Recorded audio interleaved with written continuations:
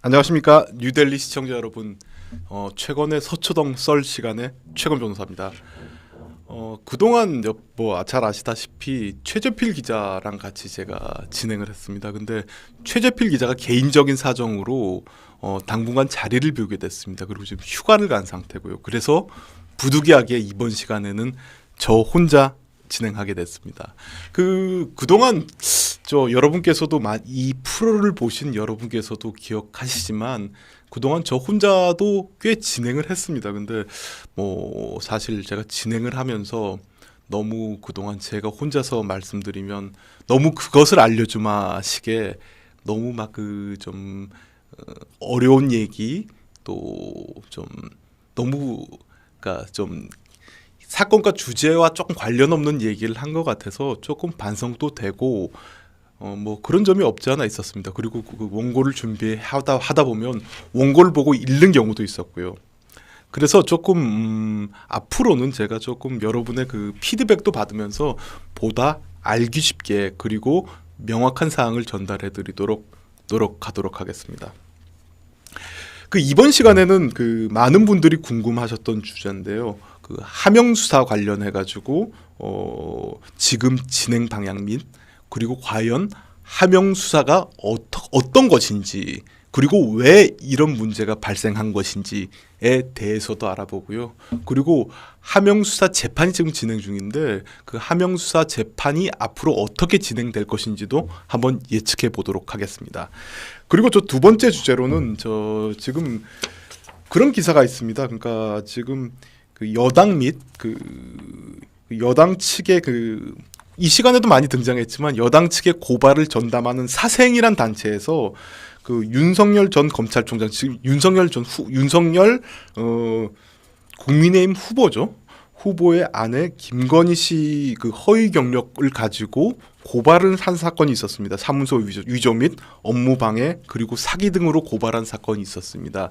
그런데 과연 이 주장이 맞는지에 대해서 법적으로 한번 검토해 보도록 하겠습니다. 우선 오늘 22개월 만에 하명 수사 관련해서 김기현 시장 그리고 박기성 전 울산시장 비서실장에 대한 증인 신문이 이루어졌다고 합니다. 관련 기사 한번 보시죠. 예, 오늘입니다. 기소된 지가 2020년 1월 29일 날 기소가 됐습니다. 그런데 22개월이 지난 오늘 드디어 이제 재판이 시작합니다. 그래서 울산 선거개입 1년 10개월 만에 증인 신문 절차가 이루어졌고요. 김기현 현재 국민의힘 원내대표가 증인으로 출석하여 증언하고 있을 겁니다. 증언한다고 합니다. 근데 어떤 내용을 증언하셨는지 아직 보도된 바가 없고요. 여기 기사에도 나와 있지만 기사 좀 키워주시겠습니까? 오늘 오전에는 박기성 전 비서실장이 오전에 먼저 출석하여 증언한 것으로 알려져 있고요. 김기현 원내대표는 지금 이 시간에 출석해서 증언하고 있는 것으로 알고 있습니다.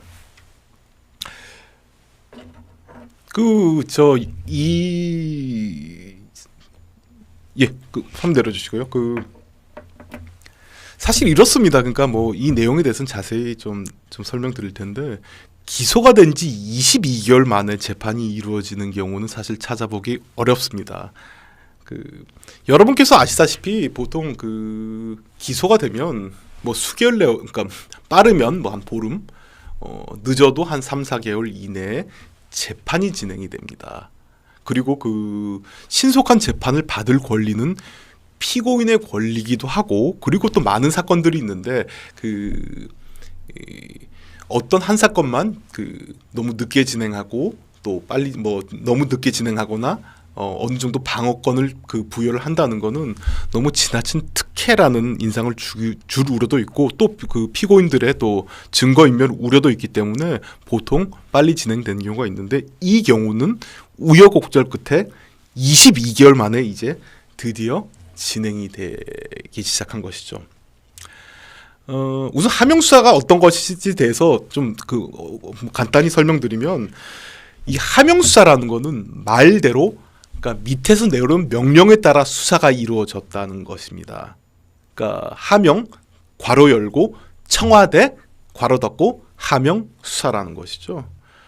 조금 더 구체적으로 말씀드리면 2018년 지방선거 당시에 청와대가 지금 현재 울산시장인 당시 송철호 후보를 당선시키기 위해서 당선시킴과 동시에 또 유력 후보 중에 하나였고 그 당시 시장이었던 김기현 현 원내대표를 낙선시키기 위해서 김기현 시장에 대한 당시 시장에 대한 수사를 지시를 합니다. 그리고 송철호 후보 같은 경우에는 당시 민주당적을 가지고 있었지만 오랫동안 민주당에서 출마를 한 것이 아니라 주로 여러분도 잘 아시다시피 무소속 후보로 출마했거나 노동당 후보로 출마했기 때문에 당내 지지 기반이 매우 약했습니다. 그렇기 때문에 유력 경선 후보였던 당시 민주당의 임동호 씨를 공직을 제안하면서 경선을 포기시켰다. 이런 내용입니다. 구체적인 사건 개요에 대해서부터 설명드리면 2017년 11월경에 그러니까 이거는 송병기 전 울산 부시장의 업무 수첩에서부터 나온 내용입니다. 2017년 11월 달에 청와대에서 송철호 시장과 임종석 당시 비서실장이 만남이 있었다고 합니다. 그런데 그 당시 수첩에 기재된 발언은 VIP 직접 후보 출마 요청이라고 기재되어 있습니다. 즉 당시 VIP인 문재인 대통령이 송철호 시장에게 이번 2018년 6월에 열리는 지방자치단체장 선거에 출마할 것을 요청했다는 내용입니다. 또 아시다시피 송철호 울산시장 같은 경우에는 그동안 울산 지역에서 오랫동안 그러니까 노동 관련 인권 관련 변호사로서 근무하면서 그러니까 노무현 전 대통령, 문재인 현 대통령과 매우 가까운 사이로 알려진 것은 주지의 사실입니다. 이 무렵 또 이런 얘기가 있습니다. 지금 송철호 시장 그러니까 지금 2017년 10월경 그 무렵이죠. 당시 송병기 전 부시장이 청와대와 송철호 시장의 공약을 논의했다는 점도 확인되었습니다. 그리고 그 공약을 논의하면서 김기현 시장의 당시 공약이었던 산재병원을 좌초시키자는 얘기도 나왔다고 합니다. 그리고 2017년 11월경에 청와대 관계자가 당시 그러니까 민주당에서도 그러니까 울산시장 후보를 선출하기 위해서는 경선 절차를 하지 않습니까? 근데 아까 제가 서두에도 말씀드렸다시피 송철호 시장 같은 경우에는 지역 내에서 많이 알려지고 상당히 지지세가 있는 분은 분명합니다. 그리고 오랫동안 정치를 해오셨고요. 그런데 이분은 주로 무소속으로 출마하셨고 조금 정치궤가 틀렸습니다. 그러니까 노무현, 문재인 대통령과는 친하고 이분들과는 뜻을 같이 하지만 김대중 전 대통령 이쪽과는 사실 좀 거리가 있던 분이었습니다. 그렇기 때문에 이분께서 계속 출마를 하셨고 한 20-30년 동안 출마를 하시고 아깝게 낙선하시긴 하였지만 주로 노동당이라던가 무소속으로 출마를 많이 하셨기 때문에 민주당 내에서 사실 입지가 그렇게 넓은 편은 아니었습니다. 또 실제로 이런 반응도 나오곤 했죠. 민주당 사람들은 우리 사람이 아닌데 그리고 그전에도 탈당한 전력도 있는데 과연 당신을 믿고 내가 투표할 수 있냐 이런 여론도 팽배했던 것도 사실입니다.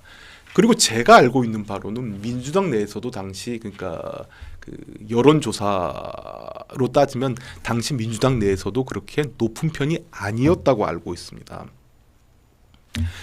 2017년 당시 그러니까 2018년 지방자치단체장 선거의 유력 울산시장 후보는 임동호 씨가 가 주로 유력했다고 합니다. 임동호 씨 같은 경우는 울산 중구 지역에서 활동하셨던 분이고 국회의원 출마도 하셨고요.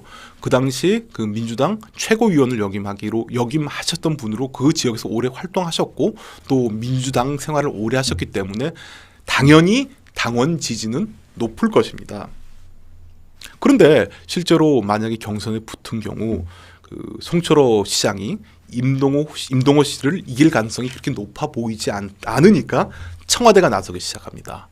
그래서 2017년 11월 달에 청와대 관계자가 임동호 씨에게 불출마 권유를 하기로 했습니다.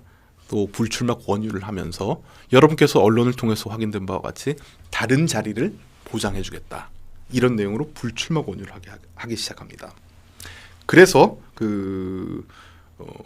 실제로 지금 뭐 나중에 말씀드리겠지만 2018년 4월 달에 송철호 현 울산시장이 단수 공천을 받게 됩니다. 여러분도 잘 아시다시피 지방자치단체장 선거에서 단수 공천을 받는 것은 매우 이례적인 일입니다. 그럼에도 불구하고 뭐 아까 말씀드렸다시피 유력한 경쟁자인 임동호 씨라던가 또 심규명 변호사 같은 분들이 불출마를 했기 때문에 뭐 당연히 단수로 출마했기 때문에 단수 공천을 받기에 이르렀습니다. 더 큰 문제점은 또 드러납니다. 2018년 3월 당시에 그러니까 지방자치단체장 선거를 얼마 앞두지 않는 시기에 울산 경찰은 김기현 시장의 그러니까 비위를 확인했다며 시장 비서실을 압수수색하게 이르렀습니다. 그러다 보니까 또 이런 내용이 언론을 통해서 대대적으로 보도가 됐고요. 그러다 보니까 많은 울산 시민들뿐만 아니라 많은 국민들은 김기현 시장이 여러 비리가 있고 조만간 뭐 감옥을 간 분이다 이렇게 선전을 하고 다녔기 때문에 당연히 이분에 대한 지지를 철회한 분들도 있었고 또 투표를 하는데 주저한 분들도 있었습니다. 그리고 여러분께서 아시다시피 2018년 6월경 송철호 시장은 김기현 당시 시장을 누르고 울산시장에 당선이 되었습니다. 그런데 사실 그 당시만 해도 모르는 분들은 이게 정상적인 과정으로 진행된 것으로 알고 있었습니다. 그런데 이런 문제가 발생합니다. 이 압수수색이 있고 1년 뒤인 2019년 3월경에 울산지방검찰청은 김기현 시장뿐만 아니라 김기현 시장의 측근 3명에 대해서 불기소 처분을 합니다. 즉, 그러니까 하명 수사가 아무런 이유 없이 수사를 했다는 내용이죠. 그래서 이런 내용도 있습니다. 그러니까 불기소 결정문에는 이런 내용이 있습니다. 수사 공정성과 정치적 중립성, 수사권 남용의 논란을 야기한 수사라고 경찰 수사를 지적한 바가 있습니다. 사실 불기소 결정문에 이런 내용을 적시하는 경우는 매우 드뭅니다. 그리고 당시 송인택 전 울산지방검찰청 검사장은 누구를 죽이기 위한 수사를 한 것으로 의심받을 수 있다. 자기 출세와 정치적 목적을 위해 선거를 망치고 국가의 기본을 무너뜨렸다고 경찰의 행태를 비판하기 시작했습니다. 그리고 그 당시에 검찰은 울산 경찰의 수사가 매우 부적절한 뿐만 아니라 수사한 내용도 사실이 아니라고 판단을 한 것입니다. 근데 아까 말씀드렸듯이 울산 경찰 이 얘기를 하는 울산 경찰 당시 울산 지방 경찰청장이 누구였냐면 현 황운하 민주당 의원입니다. 그래서 황운하 민주당 의원은 여러분께서 잘 아시다시피 이런 사건을 겪었는데도 불구하고 21대 총선에 작년에 열어진 21대 총선에 대전 중구에 출마하여 당선이 돼서 현재 국회의원 신분입니다. 그리고 이런 사실이 계속 2019년 하반기부터 하명 수사 관련 논란이 많이 밝혀졌습니다. 그리고 또 관련자들에 대한 구속영장이 청구됐다가 법원에서 기각되는 일이 반복되기도 하였습니다. 그러던 끝에 2020년 1월 29일 검찰은 송철호 현 울산시장, 송병기 전 울산부시장, 그리고 황운하 현 국회의원, 그리고 당시 청와대에 있던 백원우 전 청와대 민정비서관, 박형철 전 반부패 비서관, 그리고 뭐 여타 공무원들을 합계 13명을 그 불구속 기소하였습니다. 그리고 그 동안 여러 그러니까 공판 준비 기일이 열렸음에도 불구하고 본격적인 재판은 진행되지 않았는데 오늘자로 이제 본격적인 재판이 진행되기 시작한 것입니다. 그런데 이 문제에 대해서 사실 그때 기소할 때도 여러 가지 그러니까 저희 프로에서도 다뤘지만 여러 가지 여러 가지 비판이 많았습니다. 그러니까 청와대 하명 수사하는데 청와대 관계자들 중에서 왜 들어가야 될 분들은 안 들어가고 안 들어가야 될 분들이 들어가냐는 말들이 많았습니다. 앞에 제가 말씀드렸다시피 송철호 울산시장이 만난 분은 임종석 당시 비서실장이었습니다. 그리고 이 과정을 주도한 조직은 민정수석실이었습니다. 그리고 당시 민정수석은 조국 민정수석이었고요. 그런데 정작 흔히 말해서 임종석 전 비서실장 빠지고 조국 전 민정수석 빠지고 그 밑에 있는 백원우 전 청와대 민정비서관만 기소가 됐습니다. 사실 이해가 안 가는 부분 중에 하나입니다. 그리고 여러분께서 잘 아시지만 이 사건은 하명 수사라고 합니다. 근데 하명이 누구로부터 명이 내려왔냐가 사실 중요한 거 아니겠습니까? 그런데 여기서 청와대 관계자 중에서 기소된 사람 중에서 제일 고위직에 있는 사람은 백원우 전 청와대 민정비서관과 박형철 전 반부패 비서관입니다. 그러니까 수석도 아닌 비서관입니다. 물론 비서관이 검찰 또는 경찰에 수사를 명했다? 이건 누가 보더라도 맞지가 않습니다. 그렇기 때문에 만약 이 부분에 대해서 좀 공정하게 수사가 이루어졌다면 최소 못해도 비서실장이라던가 민정수석 그리고 그 윗선에 대해서 뭐 명이 있었는지 또 부당한 수사 개입 지시가 있었는지를 밝혔어야 함에도 불구하고 꼬리 자르기를 해서 민정비서관 선에서 꼬리 자르기를 한 것이죠. 그렇습니다. 근데 아까 제가 앞에서도 말씀드렸다시피 2020년 1월 29일 날 기소가 됐는데 오늘이 2021년 1월 15일입니다. 그러니까 22개월이 지났죠.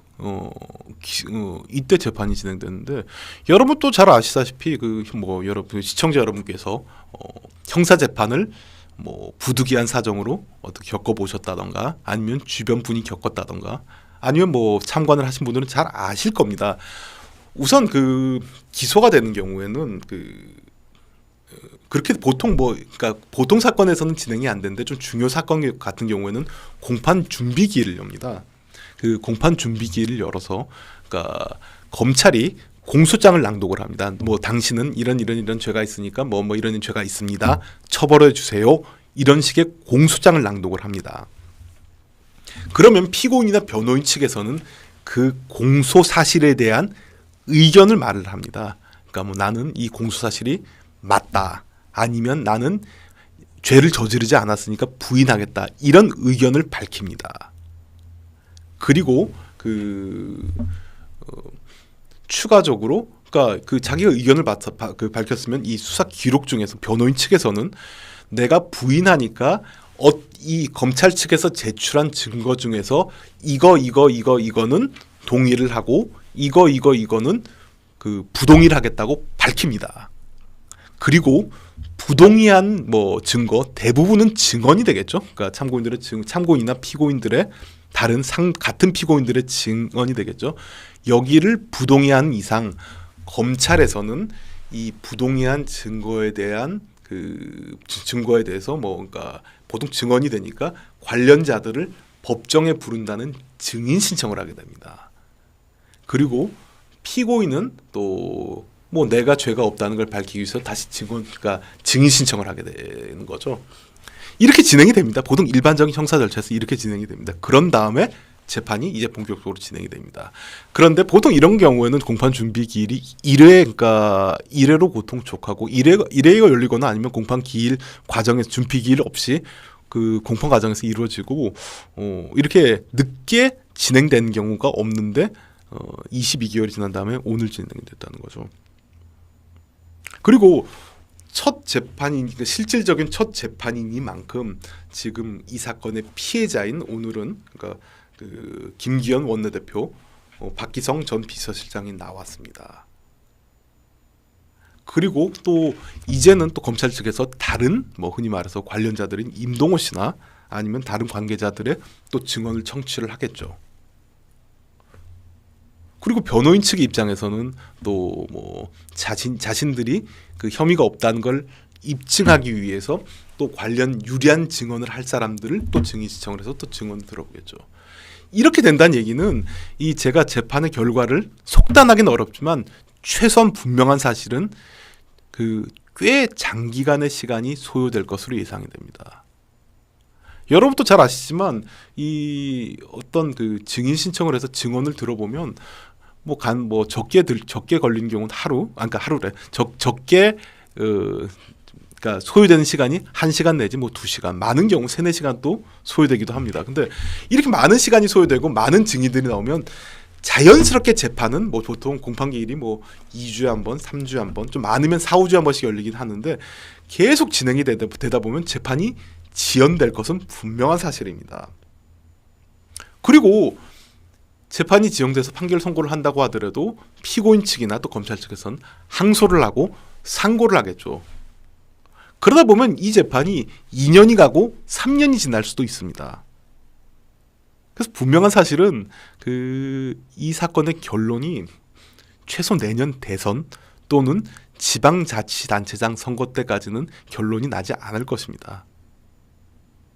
그렇기 때문에 사실 지금 그 많은 저를 포함한 많은 분들이 의심하고 있는 것은 이렇기 때문에 흔히 말해서 지금 법원에서 그 의도적으로 재판 지연을 해서 그러니까 대선 또는 내년 지방자치단체장 선거 때까지 결론을 내지 않기 위해서 의도적으로 재판을 지연한 것이 아니냐는 의심을 받고 있기도 합니다.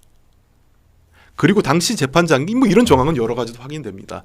당시 재판장인 김미리 부장판사 같은 경우는 본인의 병가를 이유로 재판을 연기를 하기도 했고요. 그리고 여러 이유로, 그러니까 뭐 쉽게 얘기해서 변호인 측에서도 여러 이유로 재판 연기 신청을 했고 또 뭐 검찰 측에서도 여러 연기 신청을 한 걸로 알고 있지만 그렇기 때문에 2년이 지난 즈음에 이제 재판이 시작되는 거죠. 분명히 사실 여러분도 아시다시피 이 울산시장 하명수 사건은 현 정부의 아킬레스건입니다. 누가 보더라도 사실 여러 가지 정황상 명백한 증거들이 있고 그리고 그러니까 사실 또 이 시기 자체도 충분히 청와대의 지시가 없이는 움직이지 않았을 거라는 분명한 사실이 있는데도 불구하고 정부는 사실 이 점이 밝혀지게 되면 앞으로 다가올 선거 과정에서 불리하기 때문에 애써 외면을 하거나 계속 지연을 하고 있는 것입니다. 글쎄요, 분명 아까도 말씀드렸지만 분명한 것은 이 사건의 결론이 나기 위해서는 최소 1년 이상은 걸릴 겁니다. 그렇기 때문에 뭐 내년 대선 과정이나 물론 이렇게 되겠죠. 만약 내년 대선 과정에서도 이 관련자 뭐 1심 판결도 날 것 같지도 않지만 판결이 났다고 하더라도 당연히 여당 측에서는 아직 법원의 최종 확정 판결이 있질 않은데 섣불리 결론 내리기가 어렵다고 회피를 할 것입니다. 그리고 또 일견 그런 주장이 또 타당성이 있어 보이기도 하고요. 그렇기 때문에 사실 이 하명수 사건은 길게 지켜봐야 되지 않겠나 싶습니다. 그리고 이게 2년이 지날지 3년이 지난 다음에 결론이 날지 모르겠지만 만약 하명수사가 사실인 것으로 밝혀진다면 여기 관련됐던 사람들 그리고 명을 지시했던 사람들은 그에 상응하는 마땅한 책임을 져야 할 것이고요.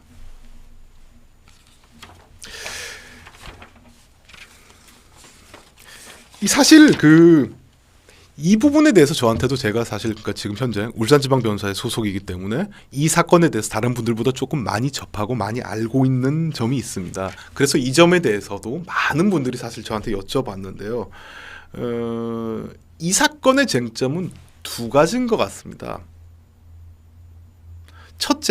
우선 첫째, 지금 수사가 정당했는지, 그리고 그 김기현 시장의 비위 혐의가 실체가 있는 것인지가 우선 첫째 판가름 돼야 되겠죠.